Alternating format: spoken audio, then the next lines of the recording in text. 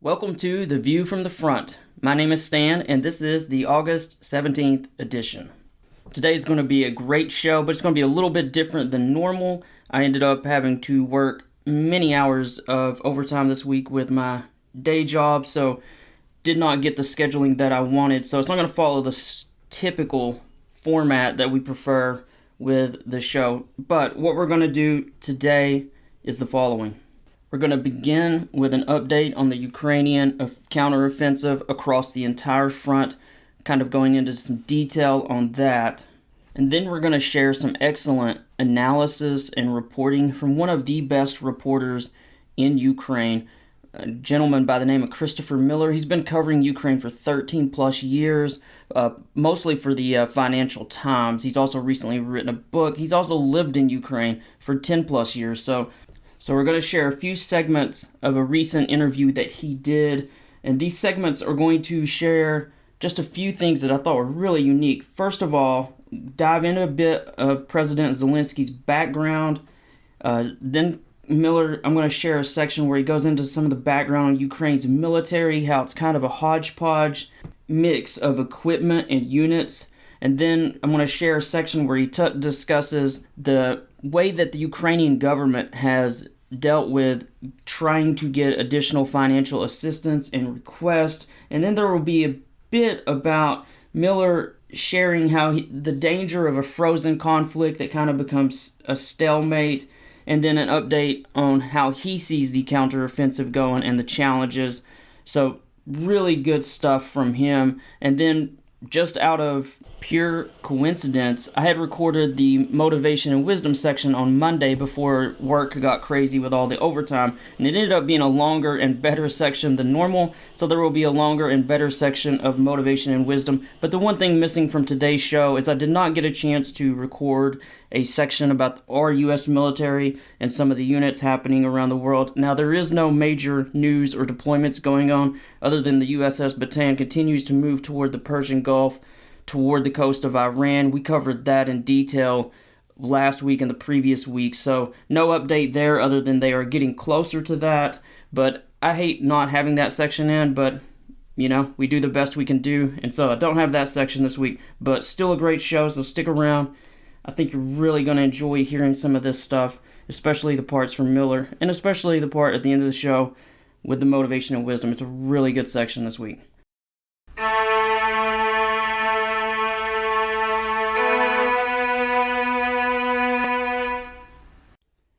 If you are new to the show, let me say as background that I'm a proud moderate and that I covered the news for more than 10 years as a journalist. Before that, I served 4 years in the Marine Corps on active duty and 2 years in the reserve, all of that time in the infantry. And yes, that does matter, because if you served in the infantry or if you served in a combat arms MOS, then you know this. We know that we've been more cold, more wet, more hungry, and more wronged than just about any other MOS out there. But I'm getting off topic here. In this show, The View from the Front, I primarily do 3 things every week. First, I work to highlight what our military troops are doing around the world, while also covering hotspots and foreign policy news that could affect our country. Secondly, I attempt to unite us and remind us of how lucky we are to live in America. Our division is our country's greatest threat, and I firmly believe 2 things. Most Americans are good, and more unites us than divides us. Finally, I always share plenty of motivation and wisdom at the end of each episode because I want to help encourage you and lift you up. Life is certainly hard, and each one of us needs all the motivation and encouragement and wisdom that we can possibly get. Thanks again for joining us. I really hope you get something from the show.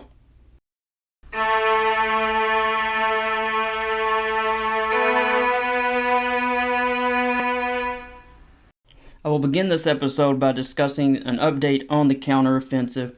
If you missed the update by email on Monday, I shared an update with all the listeners that have signed up for the email Substack list that the New York Times and other media outlets were beginning to report that Ukraine's counteroffensive has achieved, quote, tactically significant progress, end quote, in its counteroffensive. And I shared some images of the places that they were breaking through.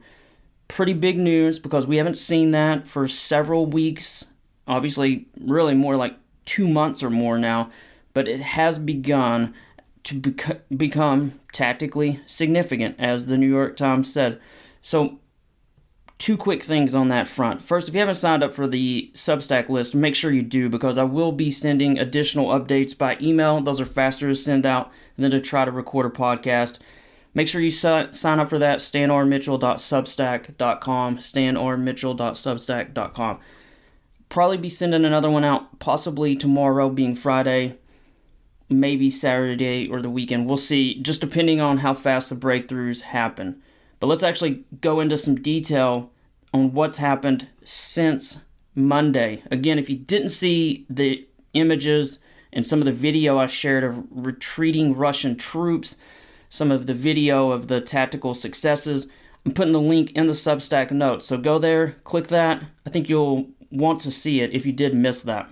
Now for the quick update regarding the counteroffensive. These images that I have in my Substack notes are from August 16th. That is Wednesday or yesterday, depending on if you're listening to this on Thursday. So they're a little bit behind. Could have been additional gains since then, but this is the latest information that's publicly available. So let's begin with, and again, I've got 9 different images in the Substack notes if you want to go see the maps. But let's begin with the southern offensive in the Zaporizhia area. That's really where Ukraine wants to break through and cut that land bridge that we have talked about so many times. If you look on the maps, they are making some pretty serious progress in 2 different areas in the Zaporizhia front. One of them is about 10 to 15 kilometers deep, and then about 60 to 80 kilometers further east of it, they've pushed even further, almost 20 kilometers. I'm not going to name the small towns because you're probably not familiar with them, but just go take a look at the map in the Substack notes. You'll see exactly what I'm talking about, and there's even some zoomed in images of just how far they've pushed there.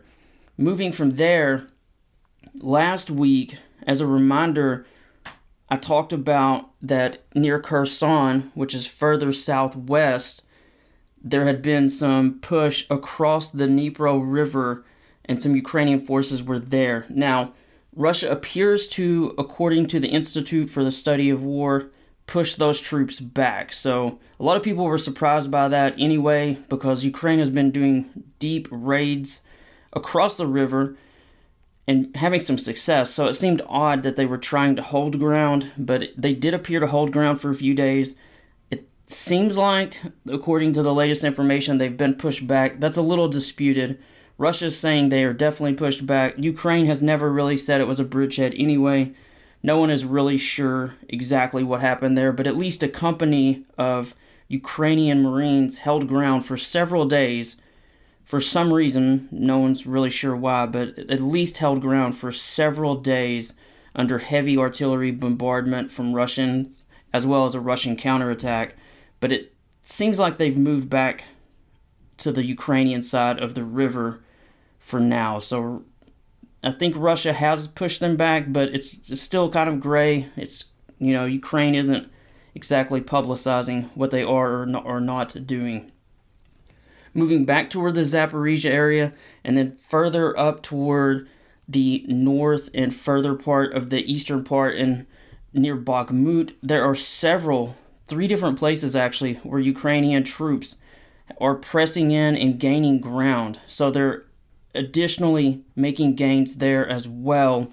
And then if you go well north of Bakhmut, like well over 150 plus kilometers, way further north, Ukraine has also pushed through and broken through some lines way up there as well. So, a week back, I covered an analyst saying that it's almost like attrition warfare, because Ukraine is successfully pushing in so many places. Instead of just picking a few points, preferably 1 or 2, and just pushing hard, Ukraine just continues to just press not even several, I guess 6 or 7 different parts of the Russian line. So Russia really can't move troops around too much because they're getting pushed back in several areas, losing heavy amounts of troops in all of these areas. So clearly this tactic by Ukraine seems to be working. They're pushing forward with small units. The Russians counter-attack with artillery fire, which is then taken out by counter battery fire, which Ukraine has some more superior counter battery radar thanks to the West. So they continue to knock out Russian artillery, as I talked about last week. They continue to push forward against these Russian troops, and the Russian troops continue to push back. And this is just basically happening in anywhere from 6 to 9 different places along the very long 600-mile front line. As I said earlier, if you haven't signed up for the email list, make sure you do. I will probably be sending out an update if one is warranted in the next day or two as things progress. Let's move now to what I discussed in the preview about the couple of sections or so that I wanted to share from Christopher Miller. And let me give just a little bit of background about him. Interestingly, even though he's an award-winning journalist, and even though he's covered the war for many, many years now, he actually did not begin as a journalist. He literally went to Ukraine as a Peace Corps, as a member of the Peace Corps for the United States. And what's even crazier is, it's almost like he's just one of those people that ended up in the right place at the right time, or the wrong place at the wrong time, depending on your view, I guess. But he initially wanted to do some work with the Peace Corps in Africa. That's where he wanted to be stationed. See the world a little bit, do some Peace Corps work in Africa. They had no openings. And they're like, hey, we got this place in Ukraine where you could go. He knew very little about Ukraine. And he literally ends up getting assigned to Bakhmut, although back then it was named something differently. And back then it was peaceful. It was a town of 70,000. It wasn't famous. It was a part of the country he didn't even want to go to. He didn't know Ukraine very well, but he knew that there were mountains, and the far west part near Kyiv was kind of a better place to be, or maybe down near Kherson you could be on the beach. But no, they wanted to put him in the eastern part of the country where there was mostly just coal and industry, and there wasn't much going on. And so he goes to this place not even really wanting to go there. Goes there, is there for several years, starts to fall in love with Ukraine, starts to fall in love with the Ukrainian people. So he's an American who's in Ukraine, and then as things progress, of course, he gets swept up in the war after having fallen in love as an American with Ukraine and having known its people. So this guy who's just a regular old American is kind of in the right place at the right time, or again, I guess wrong place at the wrong time. So that's kind of the background on his insights. Let me cover real quickly what all he's done as far as his journalism background, because obviously as the war begins, Western media wants to know what's going on with the Russian invasions, and this is before the big invasion a year ago, and he starts writing for more and more Western media because he's an American who speaks obviously fluent English and is able to report from an area that wasn't easy to get to, and that Western resources, as far as media goes, didn't have much interest in prior to this major invasion. Since 2019, he's been the lead correspondent in Ukraine for BuzzFeed News, obviously covering the conflict. Before that, 5 years as a correspondent for Radio Free Europe / Radio Liberty. He did that out of Kyiv. He's also written and been published in Politico Europe, The Times, The Guardian, The Atlantic, CNN, Vice News, The Telegraph, The Independent, and then The Outline and Global Post. So been in a lot of different publications for his insights, and he is one of the biggest analysts in the world as far as Ukraine goes. He's just an authority on it, and he recently published a book, as I said earlier. The book is called The War Came to Us, Life and Death in Ukraine. Now, let me get to the part that I've been dying to get us to, but I had to set that up, so I appreciate your patience on that. The part I'm about to share comes from one of many interviews he's done recently. This was with the Charlie Sykes and The Bulwark, which is a podcast. It has other newsletters and articles online, but the interview I'm going to be sharing a few parts from comes from a talk he had with Charlie Sykes of The Bulwark. And so this first section involves a little bit about President Zelensky and his background, which is just, I think a lot of us have kind of heard the high-level 10,000 feet part of, but he goes a little bit into the background that is really just interesting. So here's the first section I wanted to share. Miller begins by going a bit into Zelensky's past, which is pretty well known in the West, I believe, but for those who don't know, he was a comedian who then became an actor who played in that role as an actor of a very popular series. He becomes president as an actor. And so he acts out being president and then later runs for election. And because he was widely known across the country being a part of this popular TV series as president, he ends up winning. I'll let Miller continue from there what happens after he is initially elected, and this is well before the big invasion a year ago. This is when Russia had done its smaller invasions in the east and had taken the Crimean Peninsula, and Zelensky goes in as a newly elected president of a country that was grappling with a long-running war that had been going for 5 years with Russia, but at the same time, not a massive war, kind of a stalemate, if you will. Zelensky gets elected, and I'll let Miller take over how that goes before this big invasion, and how, in fact, Zelensky's popularity was starting to go down. He wasn't even that popular, and it looked like his political career was heading toward its end in a country that, as Miller says, often changes after one term, no matter who the president is.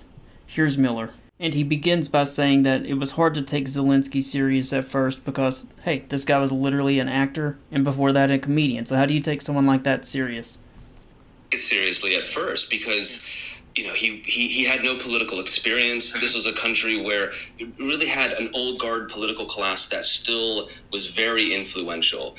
And it was a country at war. And so there was this big question hanging over him, whether he could be a good commander-in-chief. And at the time, President Petro Poroshenko had managed the country for several years in wartime. He had strong relationships with Western leaders, but Ukrainians, who really, really like change, and have only once ever in their independent history since the collapse of the Soviet Union re-elected a president, saw Zelensky as an opportunity to move in a different direction.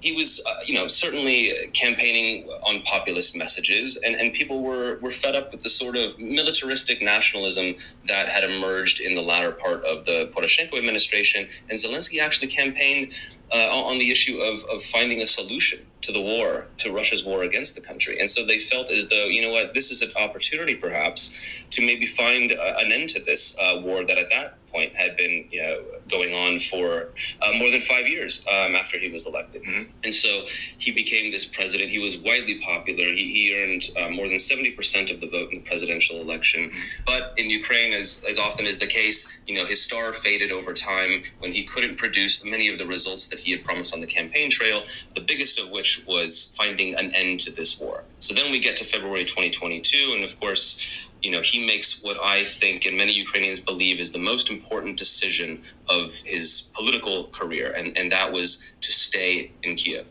And he filmed this video where he says, "Yatud, I'm here. I'm with my staff. We're not fleeing. The Russians can try what they want. We're going to defend our country." Extraordinary moment. It was. Next, I wanted to jump to just an overview that Miller gives about the Ukrainian military, about its outreach for additional support, as well as military weapons from the West, the kind of way they are being treated in that regard, and how it's been working out. And this is just a really insightful answer. So it begins with Charlie Sykes talking, and then you're going to hear Miller answer. So let's talk a little bit about the war, because you describe it as a complex war in a complex place. The Ukrainian military is fascinating because, as you describe it, it's a kind of a patchwork force, and it's been so creative and so impressive with what it's been able to do. I mean, they're using Czech equipment, Iraqi equipment, American equipment, British equipment. They've got instruction manuals in half a dozen languages. They're going through 1,000 drones a day. They had a famous stockpile of weapons at the beginning of the war, but they're obviously very, very heavily reliant. So what has to happen now? I mean, you write that the war is going to drag on, unless the West and, the U.S. government in particular are willing to provide a lot more and a lot more quickly. So where do you think we are right now? Because there's that push-pull. We have done so much. The Ukrainians are constantly saying you need to do more. It has to be faster. So give me your thoughts about what I see is the kind of the tentative slow walk of the Biden administration that wants to give them sort of enough, but maybe not enough to win the war. Where are we at now? I'll paraphrase the Ukrainian foreign minister, who's a longtime acquaintance of mine. When I met him recently, what he told me when we were speaking about Western assistance and what they need and the pace of it over the past year and a half is, we're tired of asking and being told no, and then asking a second time months later and being told maybe, and then knowing that when we ask a third time months later, long after we needed this piece of equipment, finally, yes. If they would have just said yes from the start and put the process in place of delivering it, we could have done so much more early on, and we might not be in this position we are now, which is, I think, a brutal, grinding war of attrition, and this really crucial moment where if more assistance isn't provided, we risk seeing Ukraine and Russia's war against it slip into a frozen conflict. Yeah. And that would allow Russia to really, even more than they have in recent months, solidify their front line and their defenses, take even a stronger hold on these occupied territories in the east and the south of the country.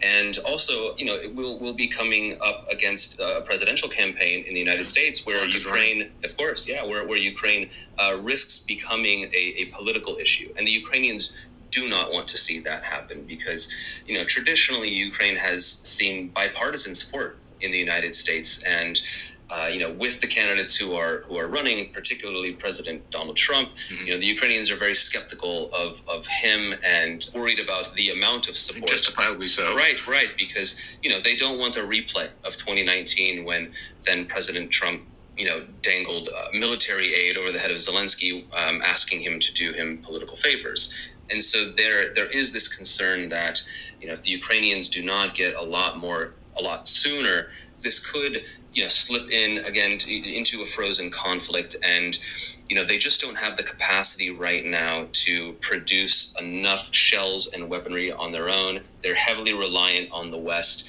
And Russia, meanwhile, has ramped up its production. It's definitely got a deeper bench.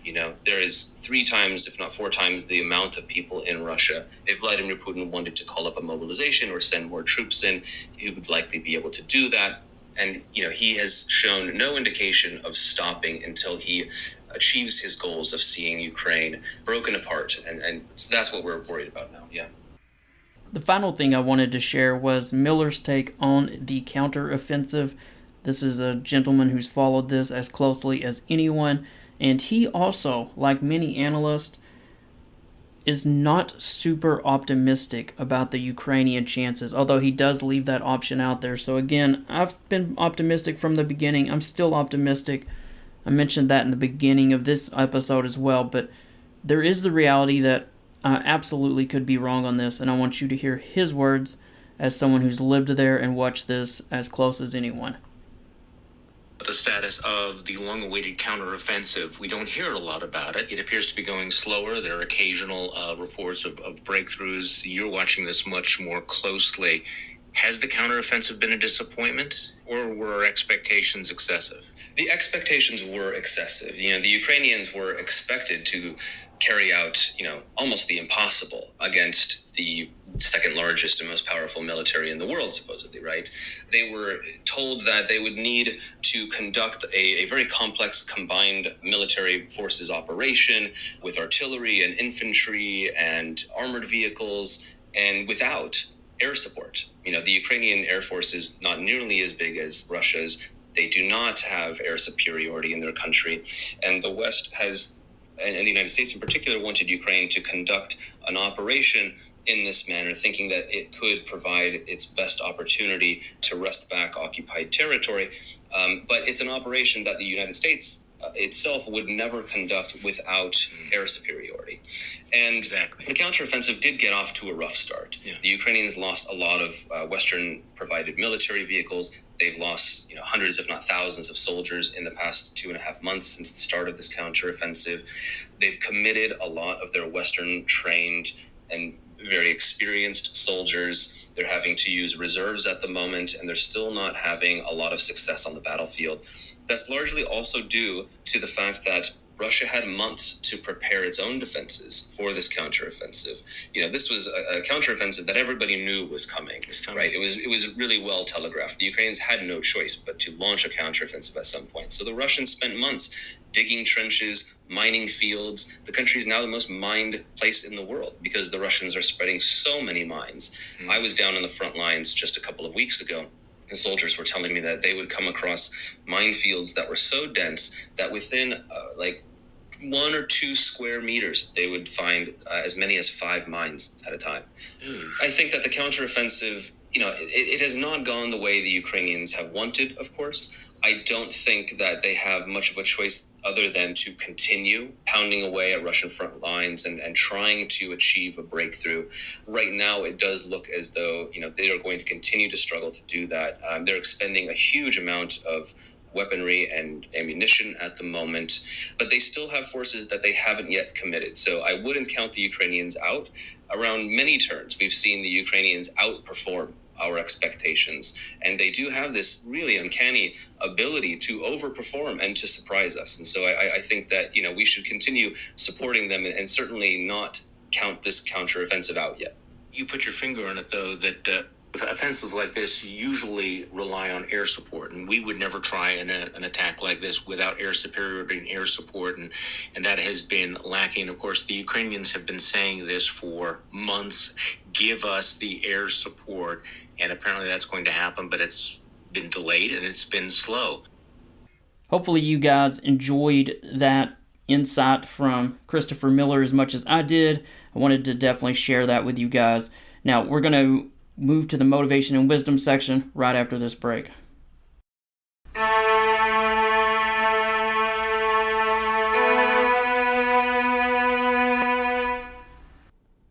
Just a quick reminder, if you love what you're listening to and would like to help support the show, you can do so by signing up as a monthly paying subscriber. For $5 per month, you can help us sustain, grow, and improve the show. There are so many things I'd like to do to improve the podcast and my outreach, but these things take time and resources. As you can probably tell, I truly do believe in trying to highlight what our military troops are doing around the world, unite our country, and remind us of how lucky we are to live in America, and share plenty of motivation and wisdom at the end of each episode. Again, you can help support the show for only $5 per month. Come and go as you wish. You can find all the details on my Substack page. That's stanrmitchell.substack.com. Again, stanrmitchell.substack.com, or just find it in the episode notes. Thanks so much, guys.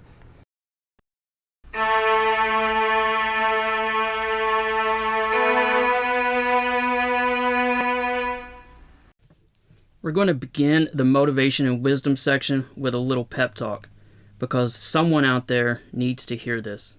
I know someone out there needs to hear this. Listen, life is passing you by. You only get one shot at life, and you're letting it slip through your fingers day by day. Life has beaten you down, kicked you in the face, ignored you, punished you, rained on you, assailed you with illnesses and injuries, burdened you with debts and levels of despair that I know are breaking your spirit. But you have to get up. Do you hear me? You have to get up. And you're going to start fighting back. Do not let despair win. Get up and take a step forward to confront these things facing you right now. Do it now. And let the following items that I'm going to share lift your spirit and take you to a higher level. You can do this. You're meant to do this. And you have to do this.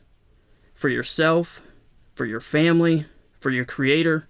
And with all of that being said, I truly hope these help pick up your spirits, that they help revive your hopes, and that they help make you a better person. I hope that pep talk helped motivate you and wake you up. I once read, if you don't think you're powerful, think of your most important relationship of that person who's depending on you. Maybe it's a son or daughter. Maybe it's a parent you're caring for. Maybe it's your spouse. If you don't think you're important, if you think you don't matter, imagine if you suddenly went away. Who would care for that person? Who would check on them, love them, care for them, help them? We are all way more powerful and important than we think. And the work we do, even that work we forget about and sometimes complain about, it's important. You can have an impact. You are having an impact. And now that you're paying attention, let's share a few more items to help feed you and make you stronger. Here is the first one. Turn up everything. Turn up your magic, your voice, your strength, your humor, your kindness, your gratitude, your love. Turn up everything. That's a good one to start with. Next one. Unlike stress, enthusiasm has a high energy frequency and so resonates with the creative power of the universe. This is why Ralph Waldo Emerson said that nothing great has ever been achieved without enthusiasm. So again, this is a quote from Eckhart Tolle. You may have heard of him. He's big into mindfulness. But unlike stress, enthusiasm has a high energy frequency and thus resonates with the creative power of the universe. This is why Ralph Waldo Emerson said that nothing great has ever been achieved without enthusiasm. All right, next one. Big things have small beginnings. Again, that one is big things have small beginnings. And guys, like so many of these hit me before they hit you. This is something I need to remind myself. I feel like I put a lot of effort into some of the things I'm chasing, and I'm not getting the results I want. I bet you're in the same boat. But you got to remember, big things have small beginnings. Next one. Always believe that something wonderful is about to happen. Again, always believe that something wonderful is about to happen. Next one. The day you plant the seed is not the day you eat the fruit. Be patient. Be humble. Keep moving forward and know that all this hard work will soon pay off. Next one. Nobody really cares if you're miserable, so you might as well be happy. That's a good one, isn't it? No one really cares if you're miserable, so you might as well be happy.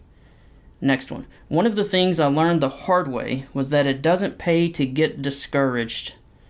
That's a quote from Lucille Ball, who's obviously a famous actor that may be before some of the listeners' time. I probably dated myself, but again, the quote is, one of the things I learned the hard way was that it doesn't pay to get discouraged. All right, next one.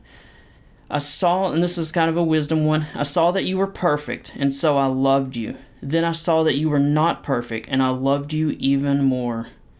If you've got a spouse or a significant other, I think that one probably hits home. Again, it's I saw that you were perfect, and so I loved you. Then I saw that you were not perfect, and I loved you even more. Next one. Some of life's best lessons are learned at the worst times. Depending on what season you're in your life, that one probably hits home. But again, some of life's best lessons are learned at the worst times. So if you're in that valley or that dark part of your life right now, just keep pushing. You'll get through it, and you will probably learn some lessons that are painful but are also very long-term beneficial. Next one. Patience deepens practice. Practice deepens patience. Again, patience deepens practice. Practice deepens patience. This is one of those you got to kind of really think about. But if you think about it a second, it's pretty good. If you're patient, your practice is going to get deeper and better.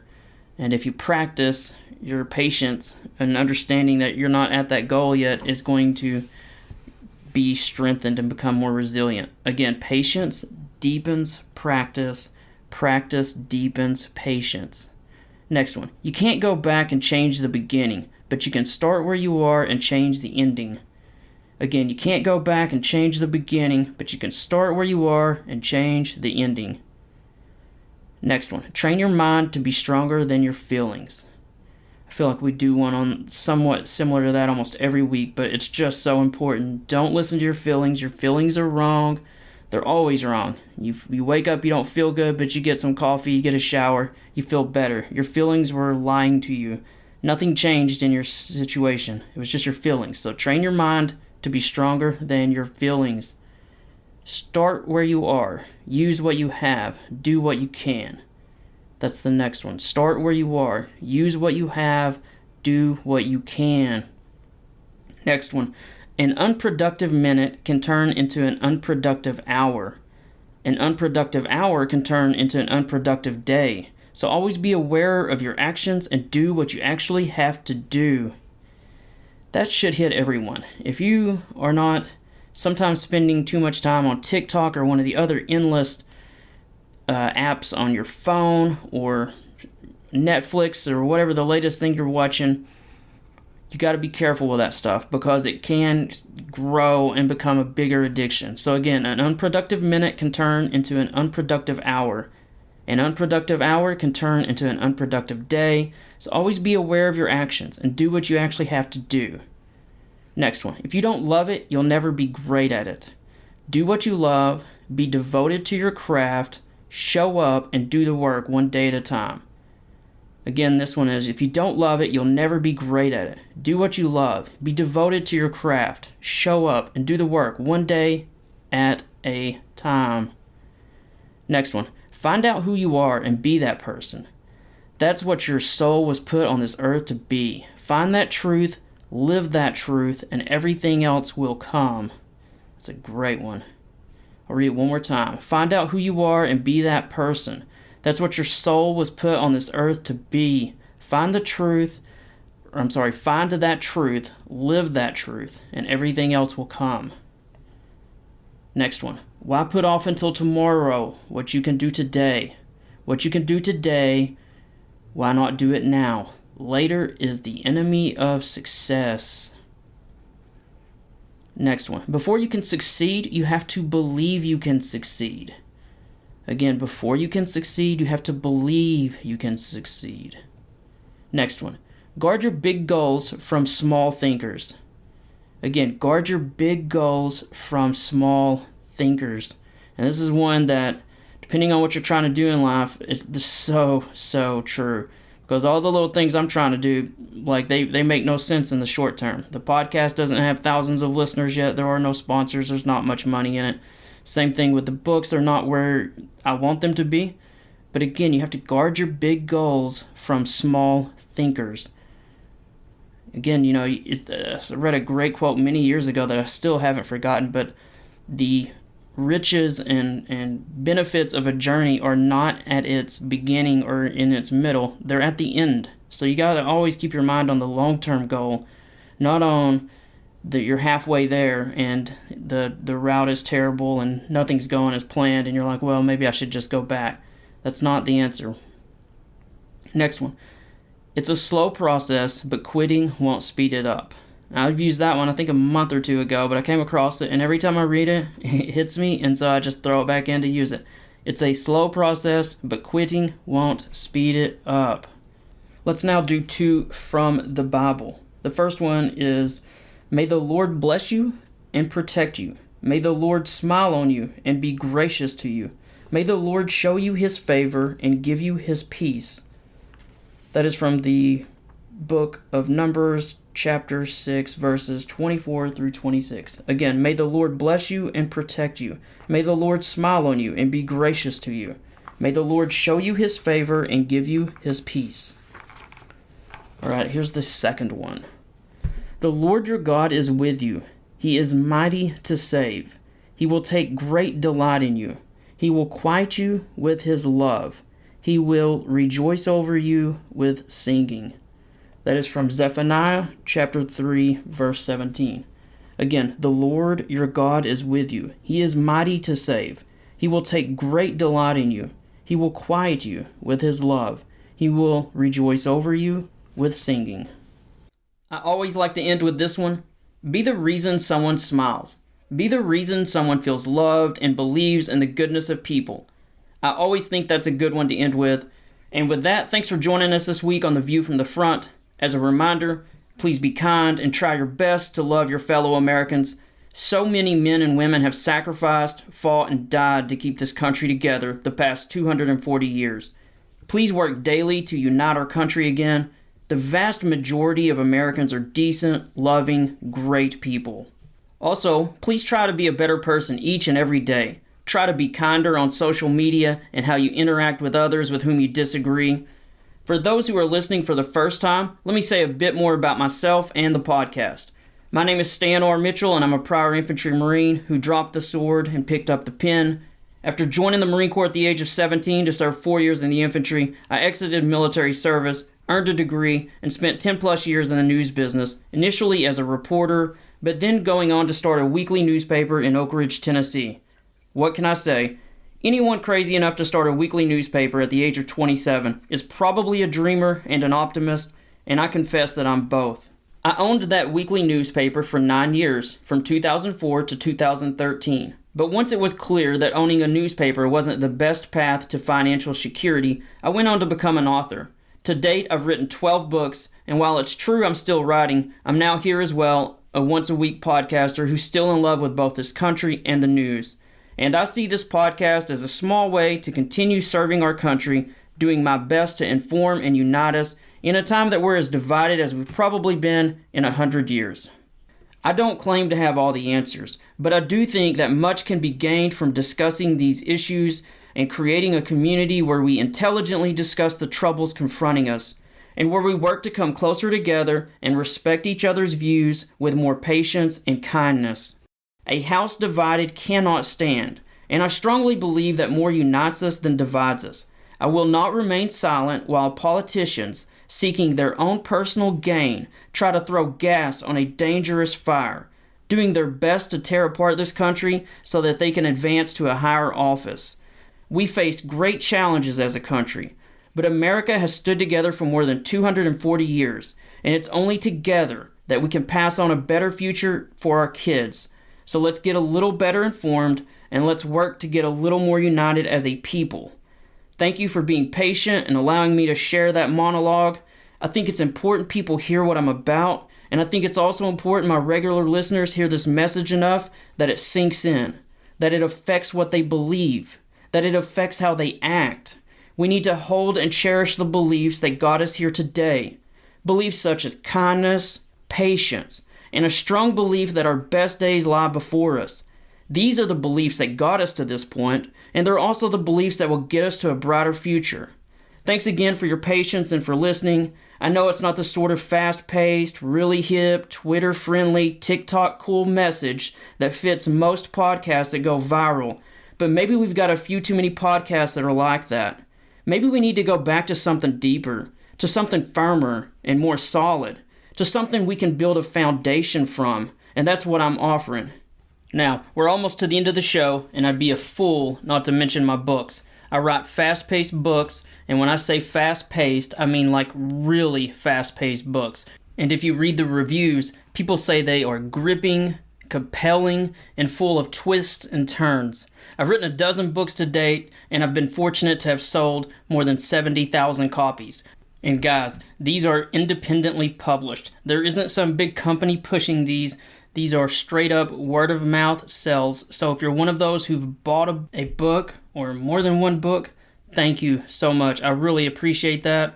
If you're one of those folks who've just shared links or told others about me, it's a great way to support the show. All of my books can be found on Amazon, and they are primarily about military thrillers. I've got a series about a Marine Corps sniper. I've got some police detective ones, but you can find all of them on Amazon just by searching my name, Stan R. Mitchell.